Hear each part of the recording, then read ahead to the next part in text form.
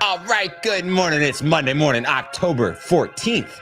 I'm hanging out with JC Jordan, the man Cox. We're going to talk about his pods, Stellantis shuffles, Fiat fun, and catching a rocket with chopsticks. Big day. Look at that. Oh, nailed it. Got it all the way in. Good morning, words. Jordan. Good morning. Yeah.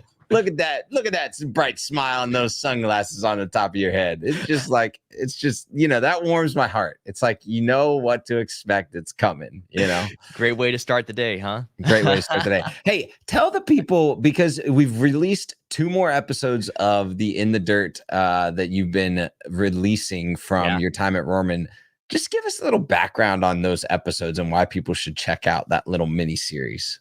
Man, it's magical. So in that series, we've been able to have a great conversation about one really specific topic. So it's not like we're having the same conversation about the world's largest Honda store 7 times. We literally go deep on something very specific, whether it's creating career paths within fixed ops, or whether it's talking about how a store can perform in the 3rd largest market in the US, or even one of the ones that just released, which is creating an in-house dealer agency. In-house within the store. Like, what does that look like? How did that work? What did you have? It was a struggle. What were some big wins? And that's just always one of my favorite things, is the curiosity side of it.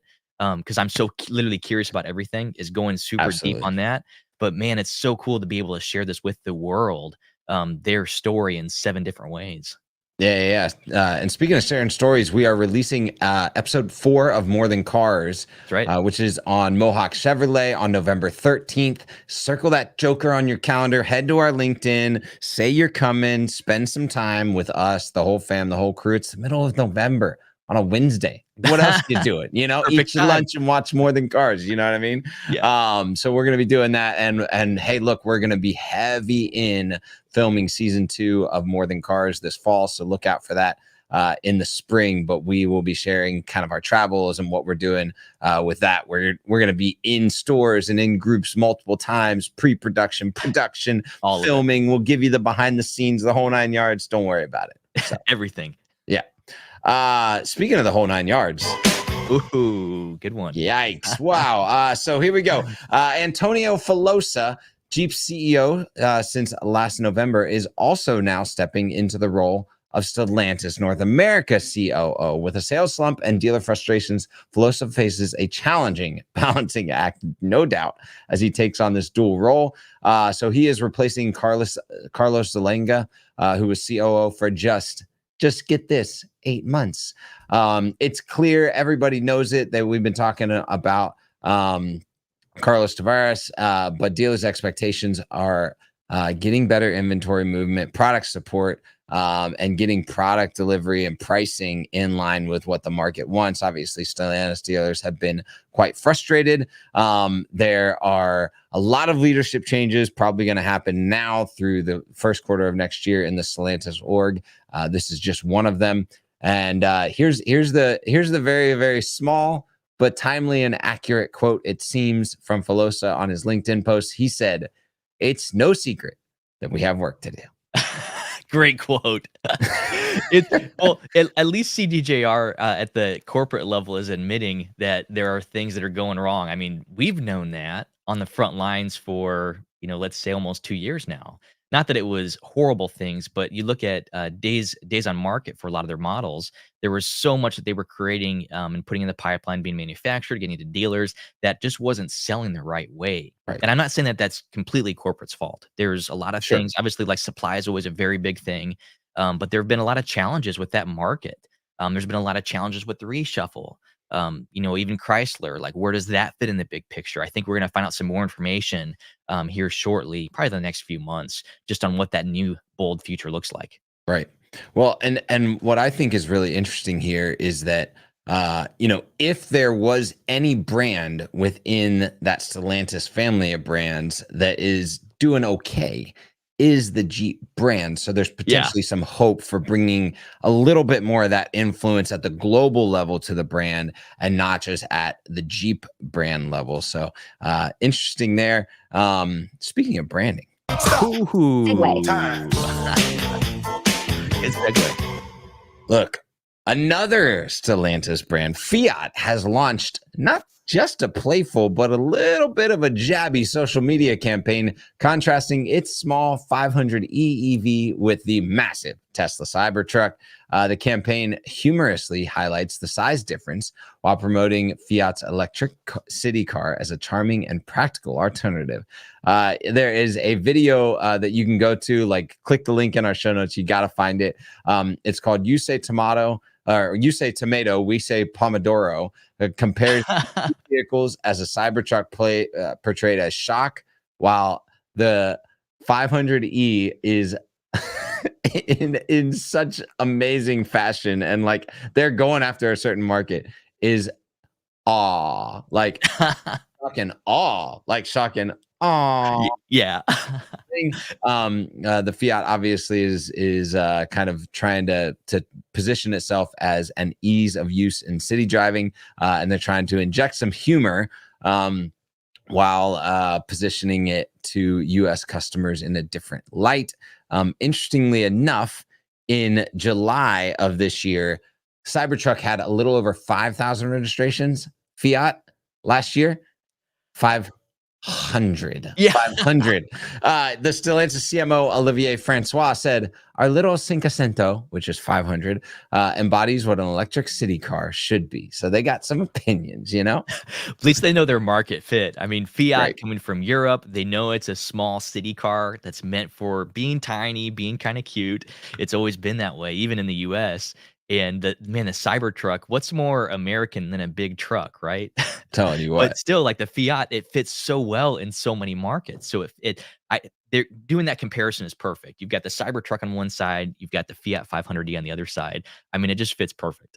From just like my marketer's heart, it is a dialed in campaign, right? It is. Like it nails the like challenger brand, the feels. They know their target audience. They're not going after something that isn't who that car is meant for. It's not like, hey, buy a Cyber or a 500e instead of a Cybertruck. It's just like, look, we want the people that want the cute small city car. We're going to find you. We're not working for anything else. That's what we're after. So, you know, from a pure marketer's perspective, I think it is a genius play. If you have a moment, click the show notes or look up the campaign. It's ridiculous. You got to check it out. It's speaking of ridiculous, segue time. And definitely not small, SpaceX last week successfully launched and caught its massive Starship booster, making a historic achievement in spaceflight. This bold maneuver showcases SpaceX's innovation as it is working toward fully reusable rockets for Moon and Mars missions. The booster, called Super Heavy, it was a super creative name, was caught midair by the launch tower's chopstick arms. Obviously they are trying to make Starship fully reusable and for rapid launch capacity and relaunching as well. The quote by Elon, though, is, you know, as to be expected, quite ridiculous. He said, "It's a big step toward making life multi-planetary." So he's thinking we're going to Mars and we're living there. Yeah. Yeah. Did you watch it live? I didn't watch it live, but I watched the video afterwards. And there's one part that like stood out to me. What stood out to you? Just how gracefully this huge thing, and you can't even tell scale. It looks fake because the thing is huge. And the way it just gracefully lands and just touches down back onto this rack style thing with these chopstick things that point out. I mean, that was kind of cool. Well, what's crazy is it doesn't actually ever land. It just kind of like comes into like this drone hover state, sits there, and then what's crazy to me is like if you just turn off the video or close your eyes when you're watching this thing, you would think you are watching the finals of the World Cup, Argentina, Brazil, or something ridiculous. I mean, people were going bananas for a solid 4 or 5 minutes, just hooting, hollering, cheering, like someone just won the World Cup, right? Like like your team just won the Super Bowl on the last play of the final seconds of a drive. So like what I love is this is what's so cool is anything can be a brand, anything can have fanatics around it.